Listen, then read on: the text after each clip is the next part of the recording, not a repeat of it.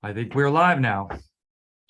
Well, hello and welcome to a panel discussion on post-pandemic enrollment strategies and tactics.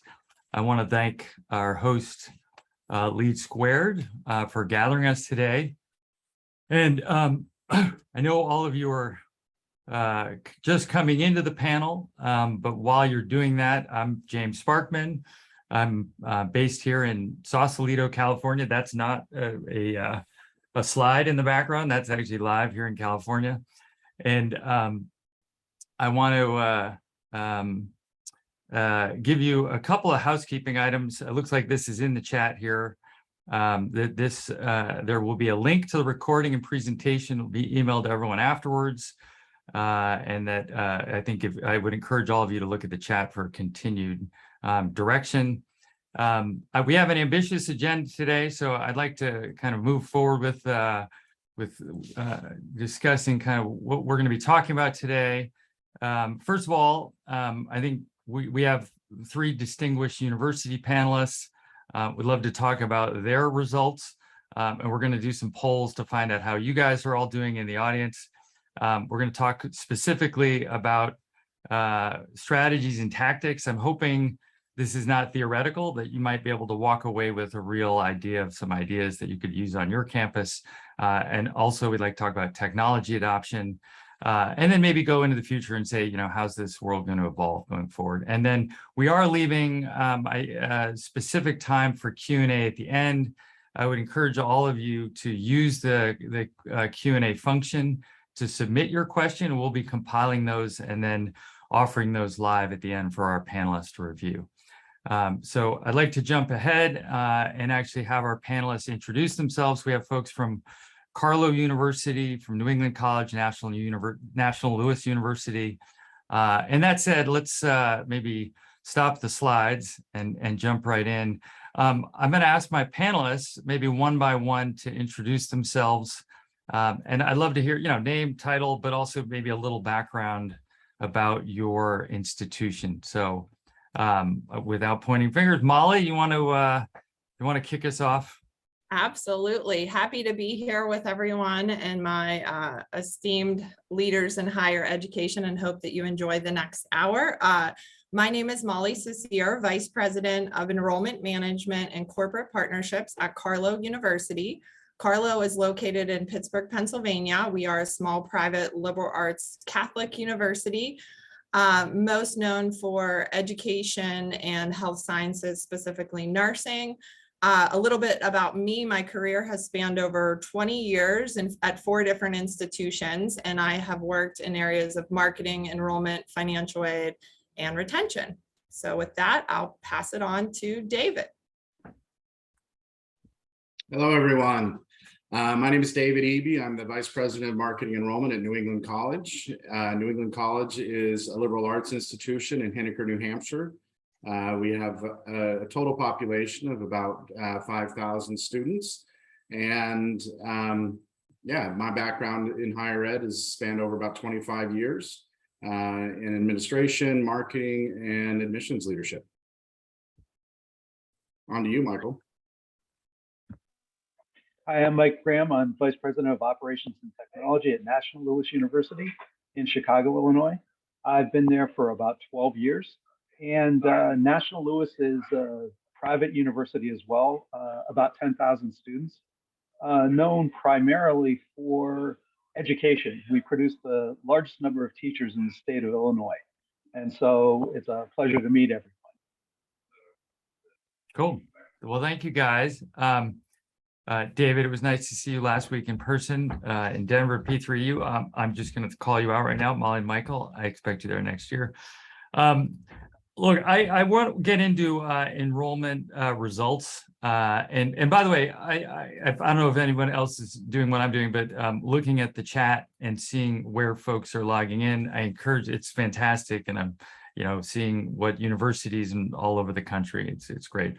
So I continue to do, that's kind of interesting. We're going to actually, I think there'll be a poll as well that will go up shortly, as we would love to talk about enrollment results at these institutions on our panel, but also to kind of gauge collectively how all of you are doing.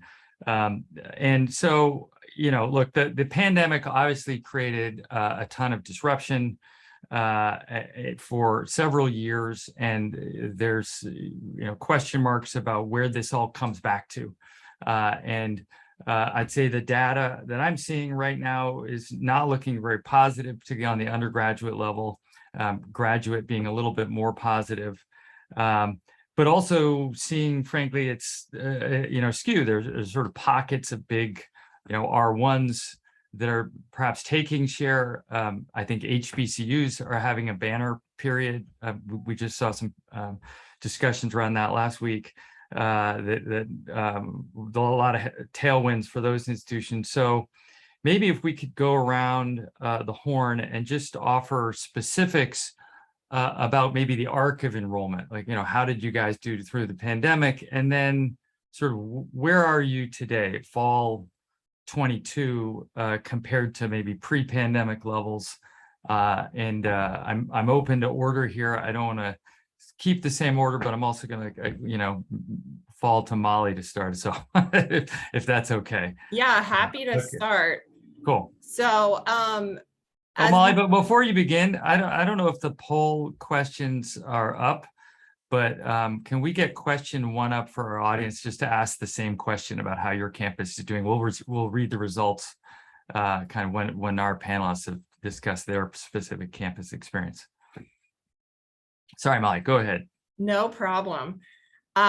Just like many of you sitting out there that are enrollment leaders, once the pandemic hit, I think initially at my institution, we thought we would be back to normal in about 2 weeks.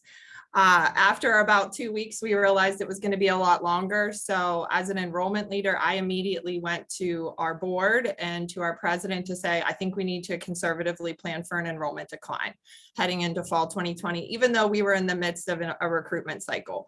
So they agreed to do that, and headed into fall 2020, we did see an enrollment decline in new students. However, we did have a higher than normal retention rate. And I really think that's because a lot of students currently at our university decided to stay put because of all the uncertainty that was out there. But since fall of 2020, we have continued to see enrollment growth. Fast forward to fall of 2022, we this year have welcomed our largest incoming class ever, or not ever, I shouldn't say that, since 2015. And we've really returned to our pre-pandemic, I would say, enrollment numbers with strong returning students as well. So I will pass it off to someone else to share their results. Yeah, I'll jump in and share New England College results. Similar to Molly, we saw some enrollment decline going into the fall of 2020. We actually saw a little bit of that in fall of 2021 as well. We were still below what we were seeing prior to the pandemic, especially with our traditional enrollment population. We did see some some of that coming back this fall. We saw about 25% growth year over year from 2021 enrollments to 2022 enrollments with our traditional population.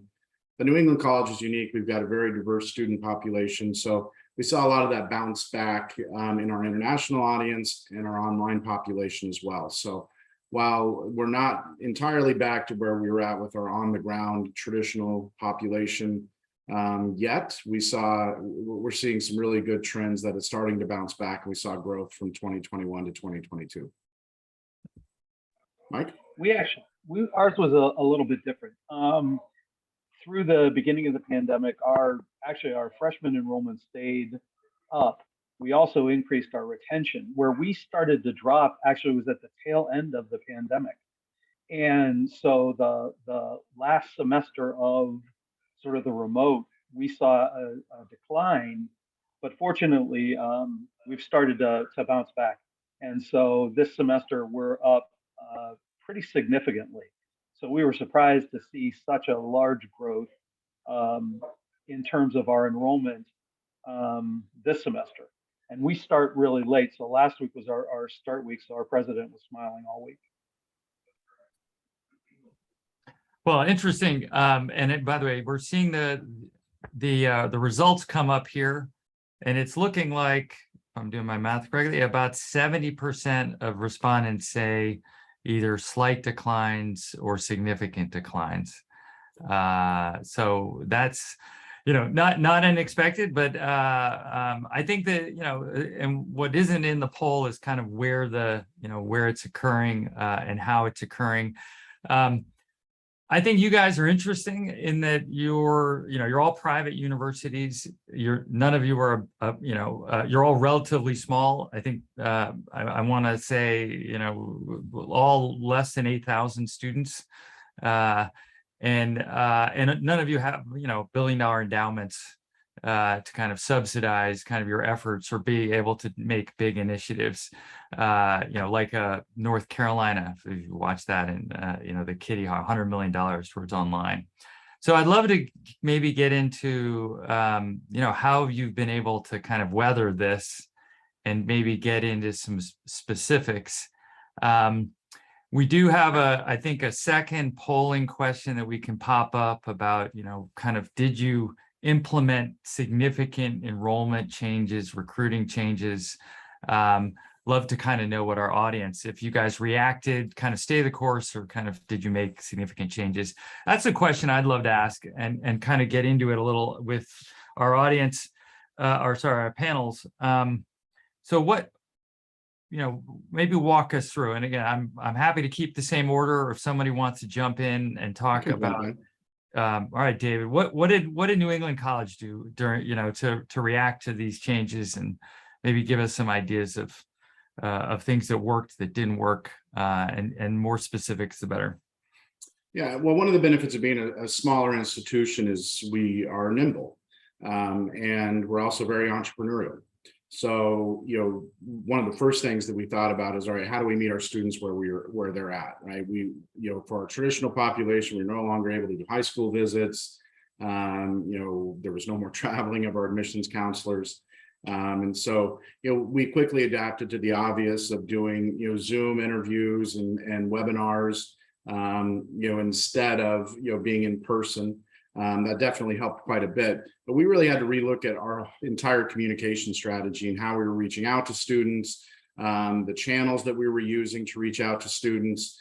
We saw bringing a new system into place, some new technology to help support that, around text messaging, really beginning to use social media as an interaction point for students, but looking much more at a proactive outreach, versus where I would say before we were a little more reactive. Students that raised their hand and moved along in the process a little faster, those were the students that got our attention. While we still focused on those students quite a bit, we spent a lot more time on our inquiry pool and our applicant pool, and actually reaching out to these students and connecting with not only the students but their parents for the traditional age audience, and for our online and international audiences. We really started doing a lot more webinars. We were out there giving them opportunities to interact with us. And, I think those are technology advances that were organically happening in higher ed, but they were moving kind of slow. And I think the pandemic put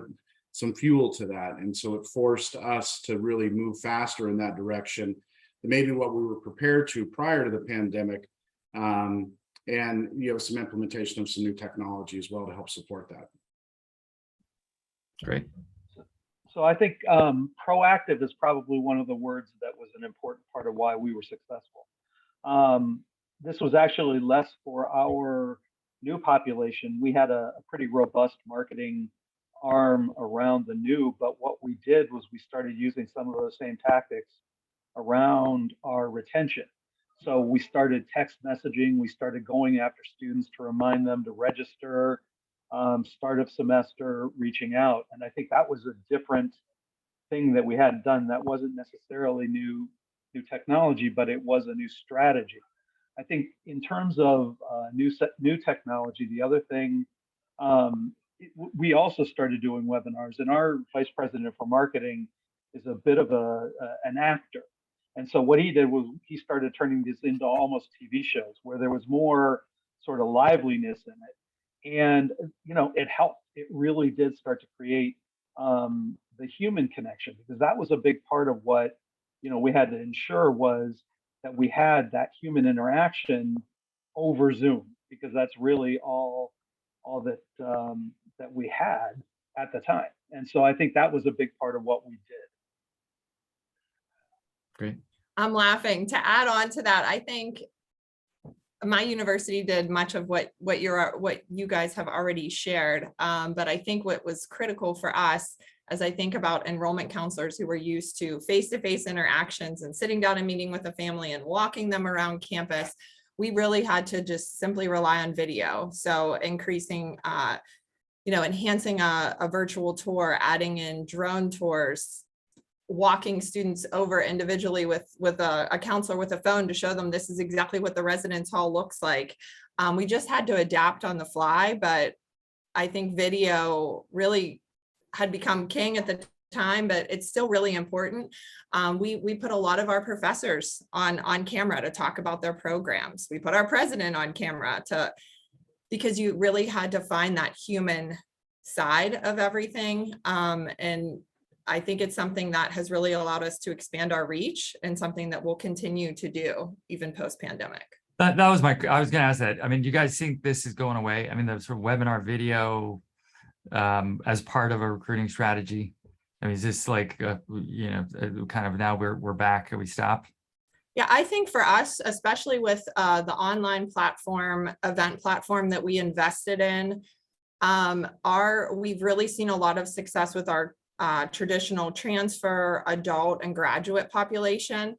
We've had more engagement with opportunities for events, maybe things they wouldn't have driven to campus for an evening. They could log on when they got home and learn about a program. So I think for us, it's kind of keeping that same mix, both on ground, but online opportunities. So it's not going to change at Carlow. I think particularly, the international population really took a hit. And this is a nice way to be able to reach out and recruit through the international population. So I think it's gonna be part and parcel of what we do going forward. Yeah, I mean, we're continuing to double down in that area. Putting more investment in this type of recruitment because, as I mentioned before, I think this is the trend that was already happening, and the pandemic just kind of put some fuel to that and made it happen faster. And so, we're investing in more virtual tours, and we actually have a group coming on campus within the next couple of weeks to reshoot video for us of our campus. And we use that not only for our traditional audience, but for our online audience and for our international audience, right? It makes them feel more a part of the community. And so I anticipate that we're going to continue to make investments from a marketing perspective and how do we make people feel more a part of the community, even if they're not there on campus with us. I'm looking at the poll results here, and it looks like 60% said minor changes, less than 10%, no change. 30% though made significant changes. And I want to go to significant. I want to go to more, what were kind of something. I mean, using webinar video. I want to hear, and two things that were both mentioned in the last kind of round of statements: international and online. Obviously this was the great coming out of online.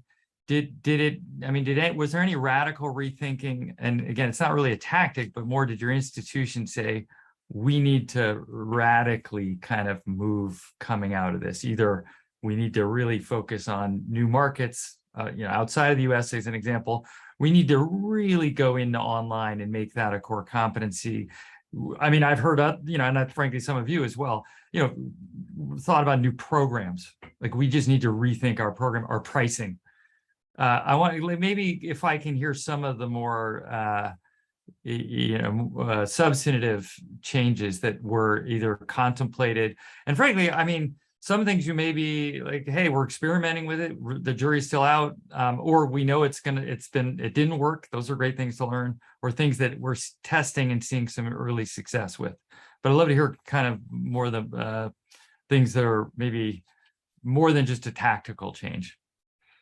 Well, for New England College, the investment in online has more than doubled in the last 2 years, right? And it's a significant change in priorities.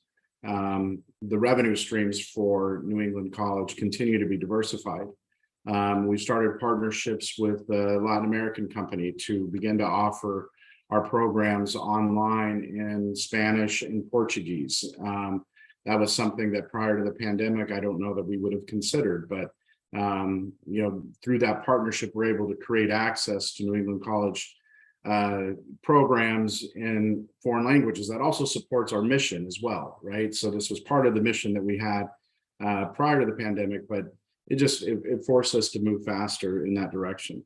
I think in the international space, we had a strong presence with low residency executive programs.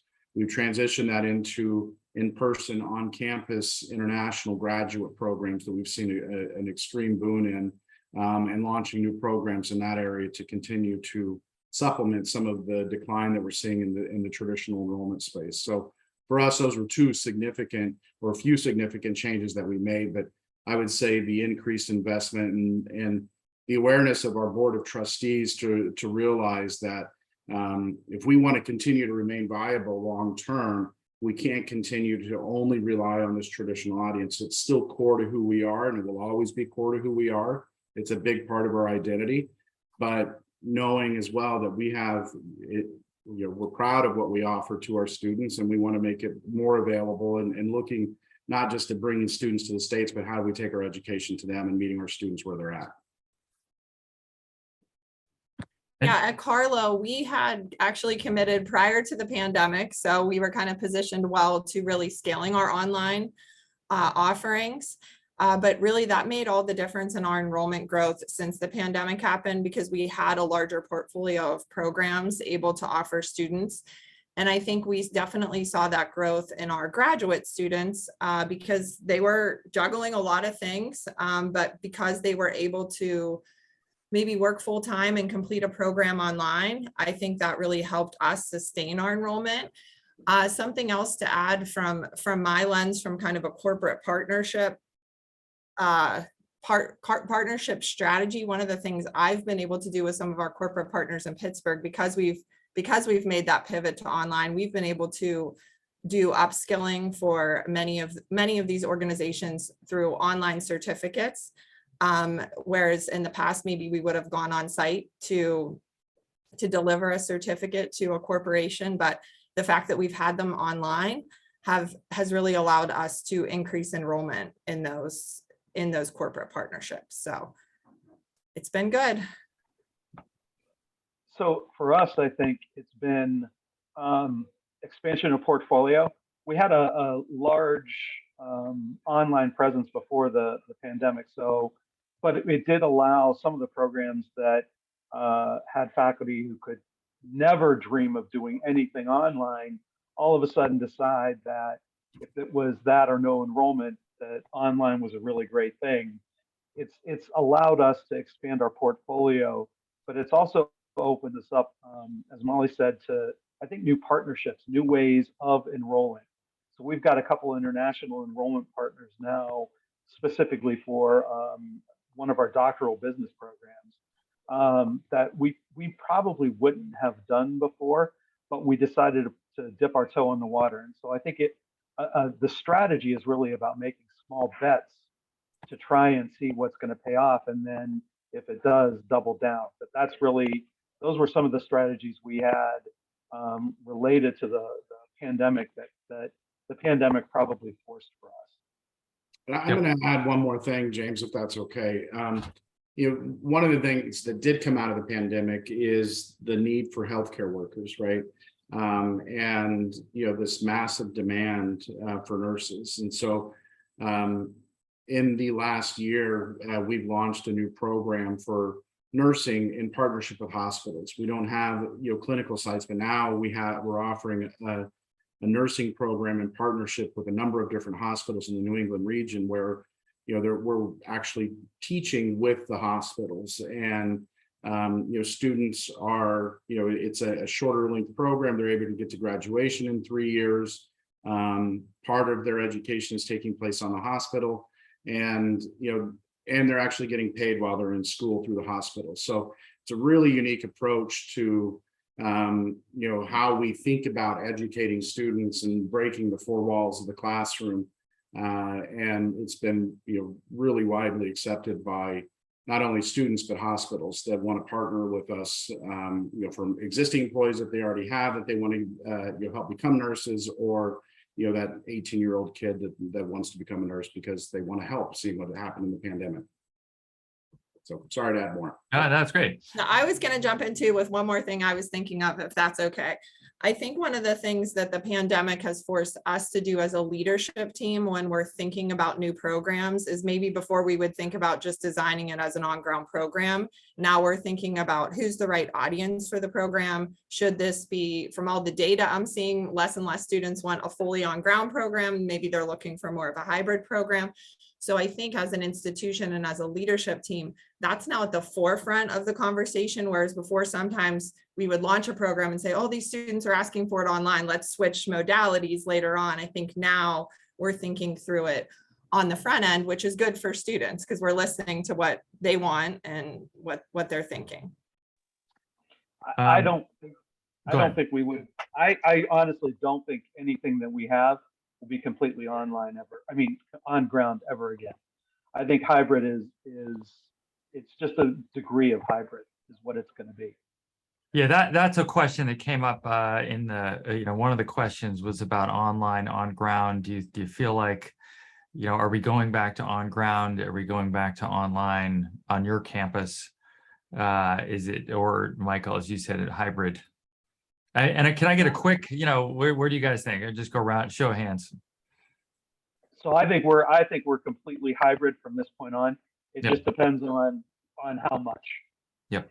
Yeah, I think we will still have an element of in a population of students that will be on campus and only on campus, but now providing them with options, right? So there's going to be more and more of an online element into each one of the even in-person classes, but we're allowing students to mix. Do you want to take an online course with your on-ground courses? And those kind of things were really difficult for us to figure out 3 years ago before the pandemic. And now, the pandemic forced us to figure it out. And it's amazing what we can do on the other side of it.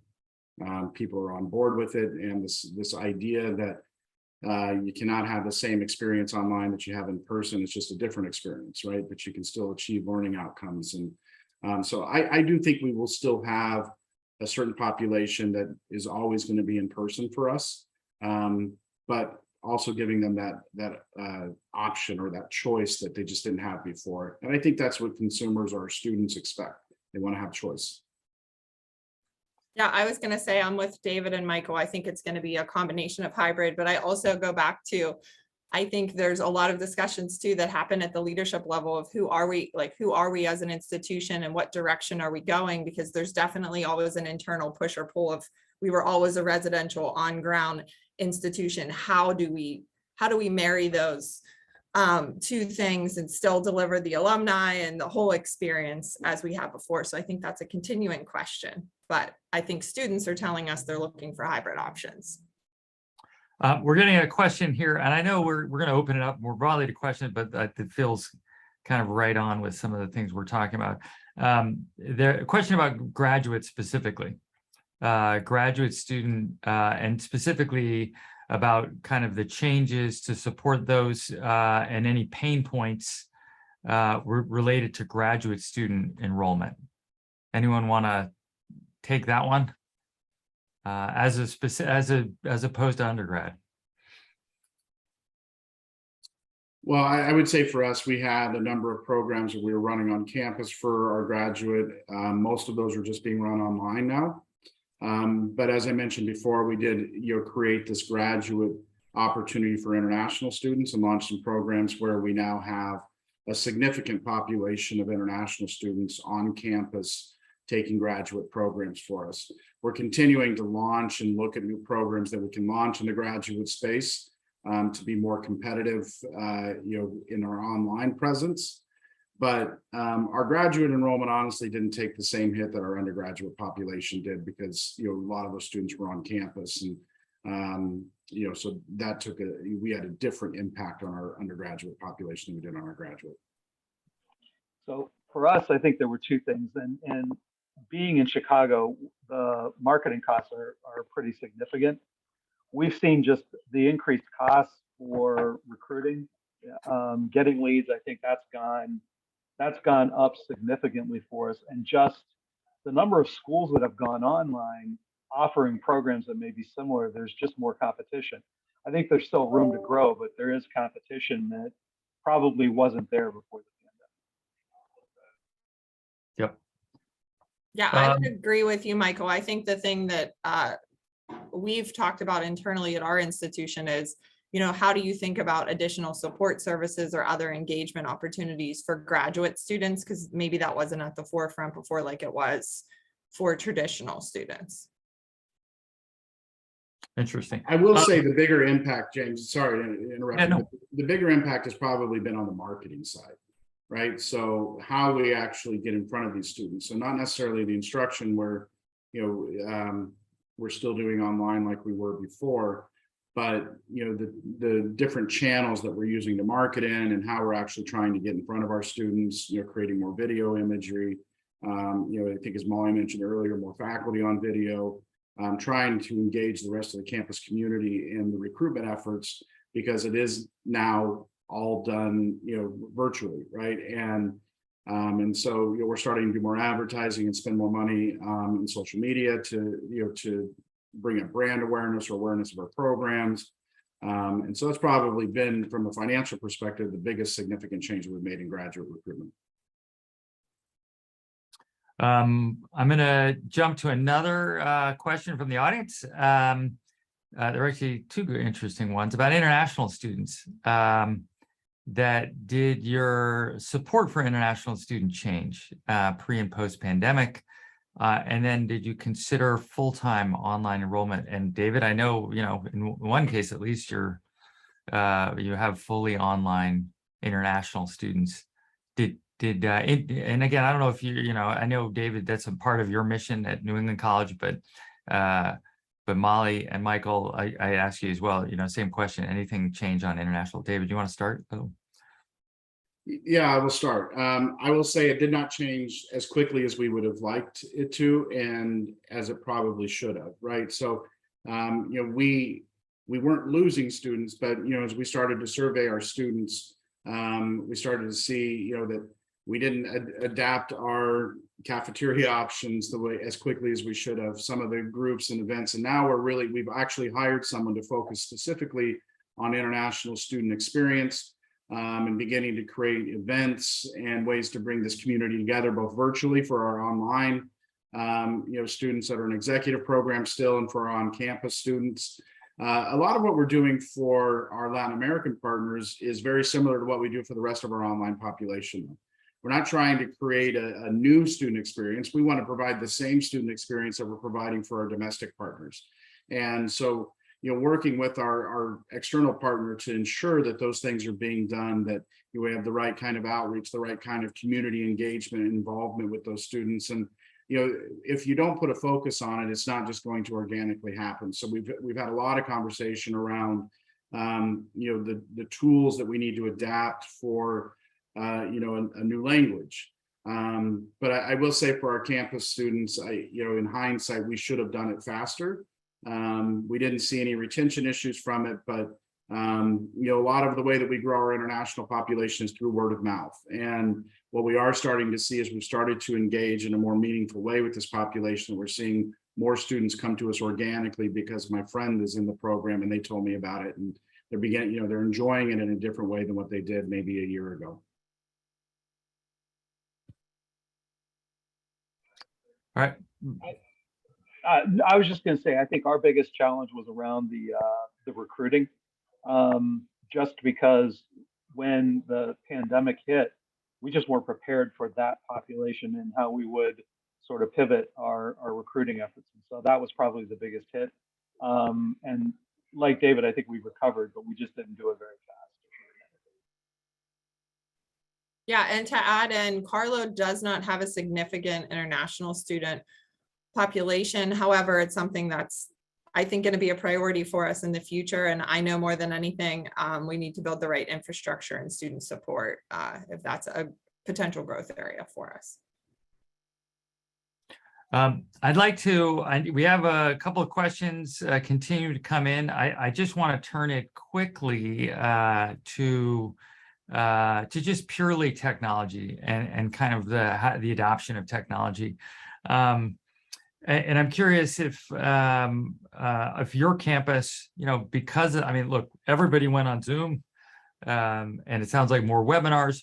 Were there other things that the pandemic might have accelerated as it relates to technology, and maybe even just broadly, like how technology is kind of being integrated on your campus as part of the marketing recruiting process?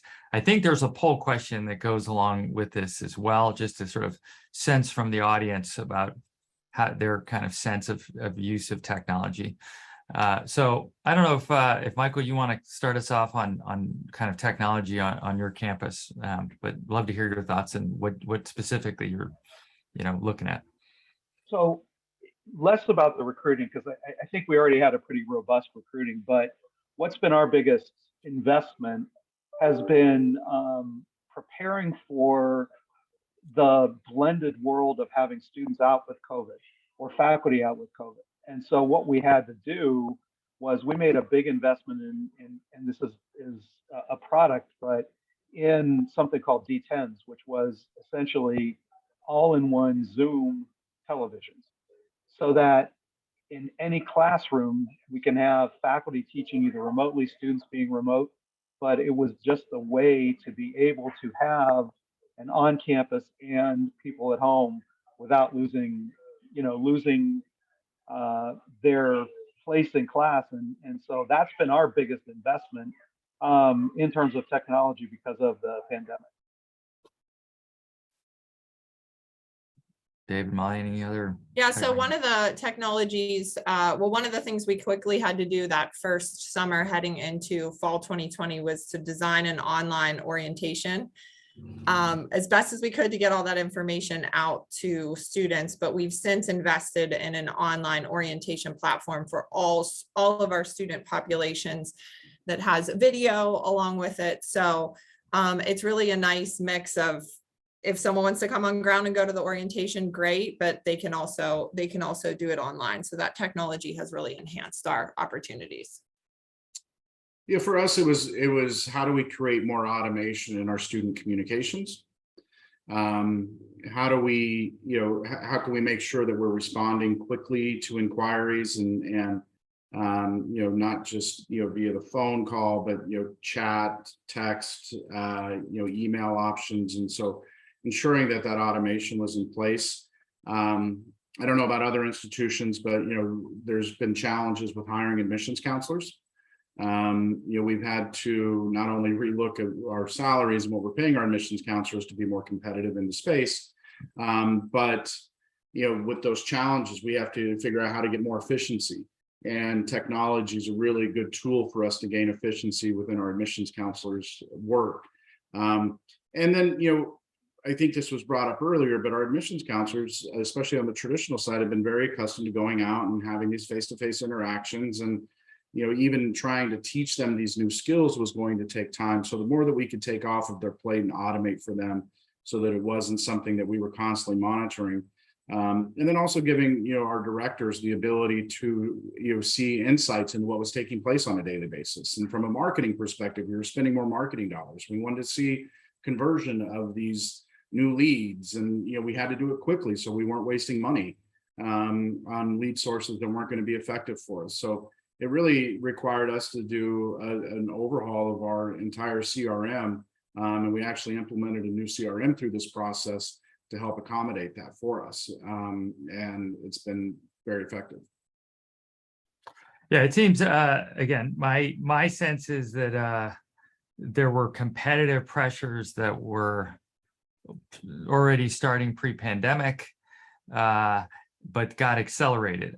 Both the need for doing more with less, as David said, automating. I think the old, in the for-profit world, the speed to lead was kind of the expression. I think that's now been, realized to being important, reaching out to people when an inquiry comes in quickly. I also think data, and just sort of managing data and where, it used to be a little bit more personal and online. It's a little more, yeah, really. And when you're spending more and you are going to be spending more in marketing, you need to be able to track that data. That seems to be. And so I think if we can maybe, I'd love to bring up maybe more solutions. But before I do, I want to read the audience poll results here. It is pretty interesting. I mean, what, 78% either minor increase or significant, 41% significant increase in adoption. Now, it's a little, sort of our fault on our end. It's a little vague about what technology adoption means. I mean, that could be Zoom, but that it clearly shows the direction this is going. I have a question for you guys. This is, and I'm going to, jump off kind of some of the questions that are being asked. But in terms of partnerships, you guys are marketing, recruiting leads. And I do a lot of work in this world where people are exploring OPMs or exploring fee for service, both on ground and online.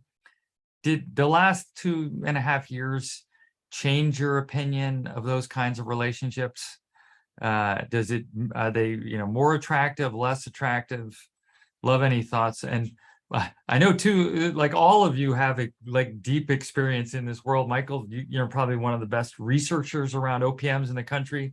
Molly and David, you guys kind of, in person, managing these kinds of relationships. So I'd love your thoughts on, how that market, how your opinion of those models have changed and where you see them going.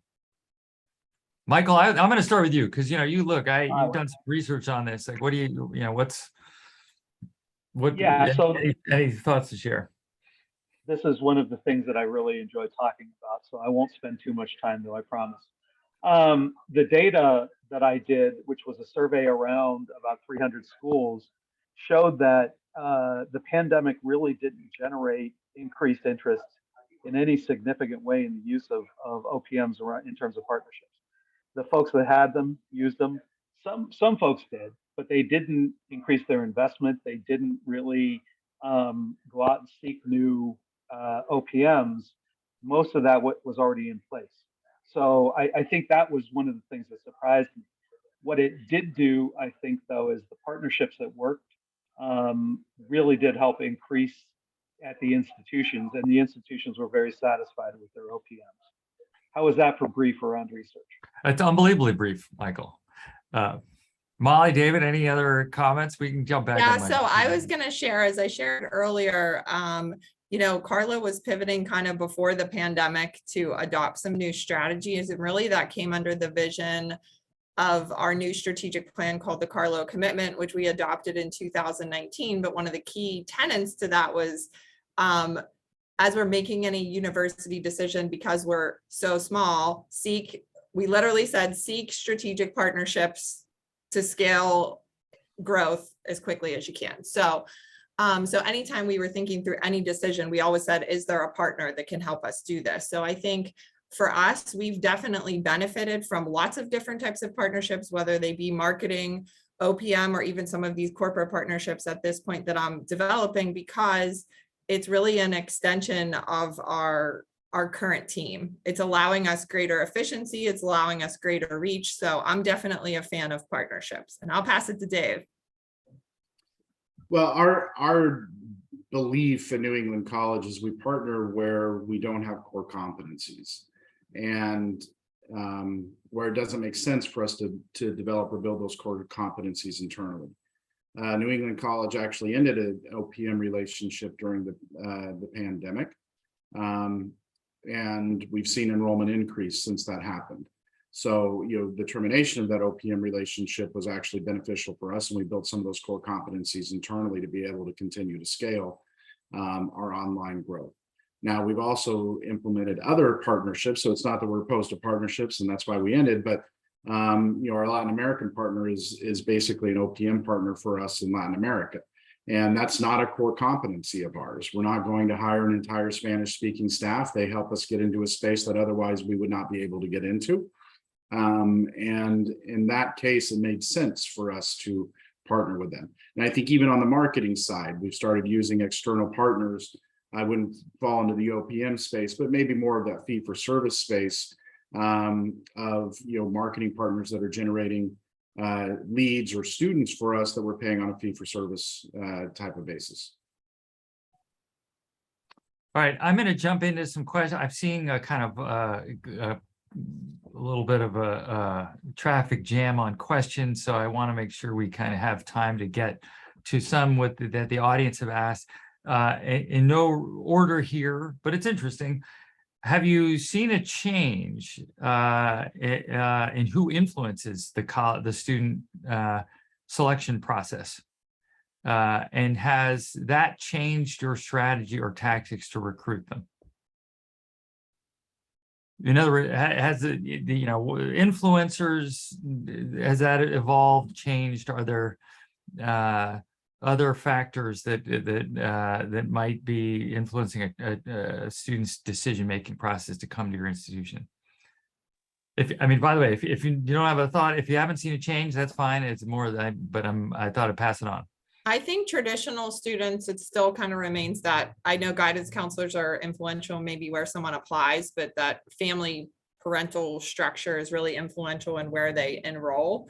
I would say one of the things I've seen as tried to build partnerships outside the university is if there's tuition reimbursement dollars at a corporation, they then become an influencer.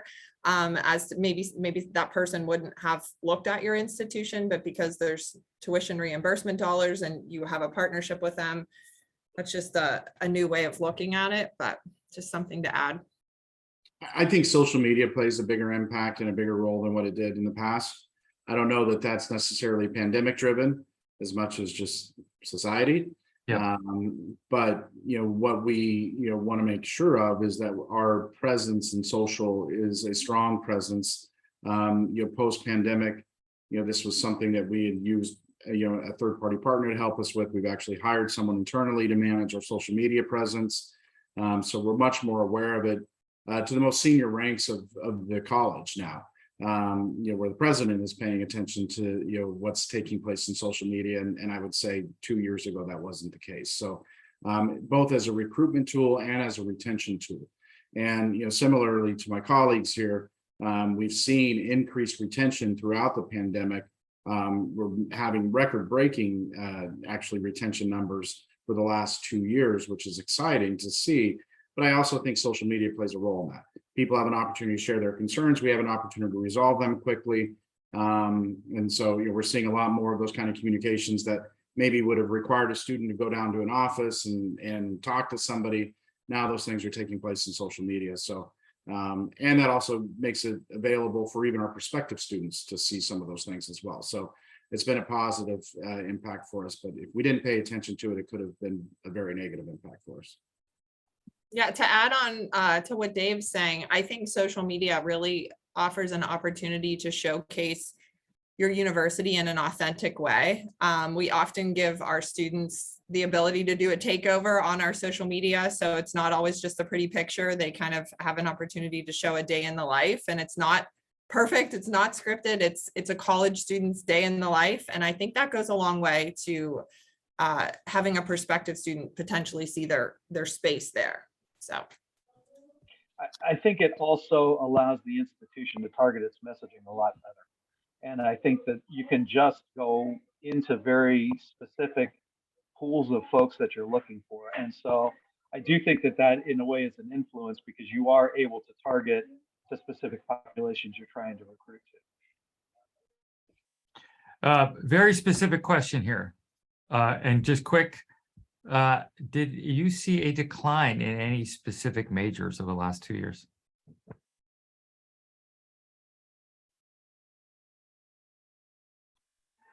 We did, but I don't know that it's related to pandemic. It may be related to pandemic. Ours was teacher education, but that's really kind of a unique market, and Up under my states. Yeah. We saw some decline in our MFA enrollments. We saw an increase in our programs that have direct employable outcomes. but I would say decrease in some of our programs that are not necessarily directed to, or connected directly to employment outcomes. And again, I don't know if that's pandemic driven or more, just a trend or societal trend in higher education that I want to know I can get a job when I get out. But we are working hard to, get those MFA enrollments back as well, because I think it's a big part of our DNA. So for us, we unfortunately saw some declines that completely aligned with spikes in COVID cases in health-related fields. So we may have had students that were going into the RN to BSN program that were registered, and then when their workload outside of education was extremely intense, we saw a lot of deferrals. So that happened, unfortunately, right around a few of our semester starts. So we did see some melt there. So I would say that was pandemic related. Definitely. Let's maybe go kind of up 5,000 feet and just talk about this role, the role of recruiting enrollment going forward. I'm just curious where you think, and again, in our, for us, 5 years is probably, even though your institution, that's not a long time, but it seems like things accelerate fairly quickly. If you look out 5, even 10 years, how do you view, what does this world look like for you? I mean, either A, how is the function evolving? What tools will be different? I think I can guarantee you it's going to be more competitive. I think online just will continue to inch into everyone's life. It breaks down the sort of geographic moats that have sort of historically kept a local enrollment. But maybe, in that environment, and I think tuition is going to be a, continued challenge. What are the, what are going to make schools that kind of succeed and maybe those that won't? And again, I think you guys are a perfect example because, I think we know the R1s are going to be there. We know anybody with $1 billion endowment going to be there. I think this is the world that it's kind of gray, how schools are going to evolve and adapt. So welcome any thoughts. Again, I'll open it up. Michael, do you want to have some thoughts? Yeah, so I honestly, I think we're in the infancy of predictive analytics, big data around enrollment. I think there's going to be a lot that happens in the next 5 years that will start to help institutions that are really paying attention go after more and more targeted sort of populations for growth. And that'll allow you to maximize expenditures. It'll allow you to hopefully increase your yield, go after your most likely people to enroll. I think that's going to be something that's huge, that's just going to get increasingly more important. Yeah, I would say, I think, there's been a lot of discussion about this for years, but micro-credentialing, education that has a faster pathway to employment, stackable credentials that maybe lead to a degree, but you have, certificates or credentials along the way that allow you to obtain something as you're still learning. I think from a recruitment perspective, I think this is widely known that there's a declining number of high school graduates. And we've been trying to get ahead of that for the last couple of years and beginning to recruit outside of our region, especially in New England. There's a considerable decline in high school graduates. So, what can we do to recruit in more of these population centers? We're going into Texas, Florida, California, outside of what would have been our regular recruitment efforts. And I think if you're starting to do that, once you've seen the decline in your enrollment, you may be too late. So if that's already starting, you need to probably get ahead of that. And so even, for traditional name buy lists, we're stepping outside of just our region and doing much more in other areas. We're actually starting to send our counselors to other parts of the country, to meet with high school guidance counselors outside of just New England. And we wouldn't have ever done that in the last 3 years. And I think there's a lot more of that that's going to be happening in the next 5 years. I also think, to my earlier point around automation, around hiring admissions counselors, I think it's only going to become more and more challenging. There's 2 jobs for every person applying right now, and admissions counselors are kind of an entry-level job in universities. So how do we begin to be more attractive to people that are out there looking for jobs today? I think it's another challenge for us. And I will just add, I think pathways for enrollment are going to be critical. So whether that's building robust college and high school programs, working alongside community colleges, building pathways from undergrad institutions that might have a degree to your institution that doesn't have the corresponding graduate degree to your institution. I just think institutions have to be innovative and entrepreneurial and just think differently. And I also think that you just have to be authentically you and not try to be everything to everyone. What are your core majors? What are you, what should your academic portfolio look like, and be a leader in those areas, and not just keep adding programs because it's the latest, greatest new thing. And along those lines, go ahead, Michael. Just along those lines real quick, I think the other thing that is going to start to become more and more of a differentiator is how well you serve the student, how well you get them enrolled, how quickly you package them. I think customer service is something that higher ed talks about. I don't know that it's done very well. And I think the people that do that are going to be ones that are more successful in the long run. Question came up in the Q&A about costs, because kind of had a chance to reflect with some university foundation leaders, government leaders this week. Fundamentally, the cost of higher ed is an issue, and the only way to kind of I think survive is perhaps to fundamentally lower costs. Again, your biggest cost is going to be faculty. Nobody on this call is going to touch that one. But in terms of your office, how about, David, you mentioned it about automating certain functions. I'm curious, within the marketing recruiting, the cost of marketing has only one direction, frankly. I mean, in terms of, that's just, but efficiency within that, and efficiency within the recruiting process. You mentioned predictive analytics, Michael.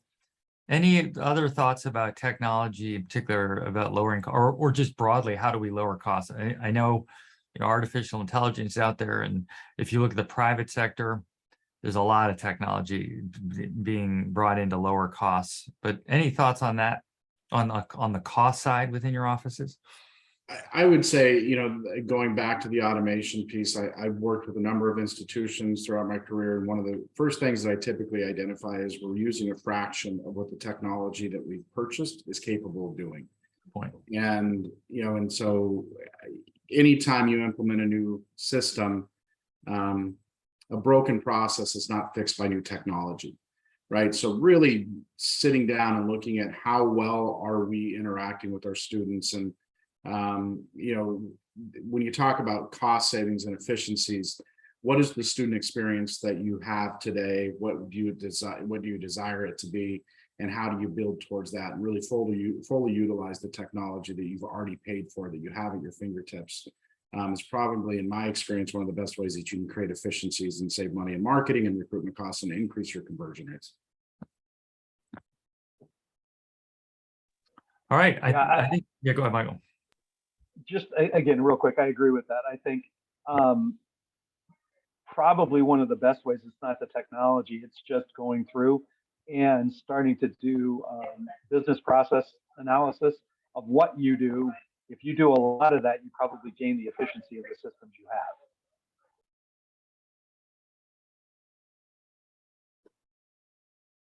All right. Any last words of wisdom? We're down to the wire here. Anybody want to leave a one suggestion or tip for our audience going forward? I know that's a lot, but do we have a one sentence amazing closing quote? Love to hear it. Well, that puts pressure. No pressure. No pressure. So I'll be the first to try. I think it's more about proactive and being proactive that really can help generate whatever you need. I would say communicate with your entire campus community. As a leader of recruitment and marketing, so many times we have, we kind of stay within our four walls, but everyone has to be a part of the efforts. Recruitment and marketing is an entire campus effort. And so the more that you can communicate with everyone, keep them all on the same page, we're all going in the same direction.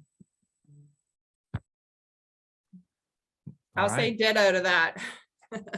I agree. That's a great point. I think we're at time, guys. I want to thank our panelists, Michael, Molly, David, and our host, LeadSquared. I think this was an interesting discussion. It's kind of one of those, though, you want to keep it going. So I hope those online watching can continue. And I don't know if we're going to make emails available, but I'm sure we can try to continue this offline. It's another point. So I want to thank all of you for being on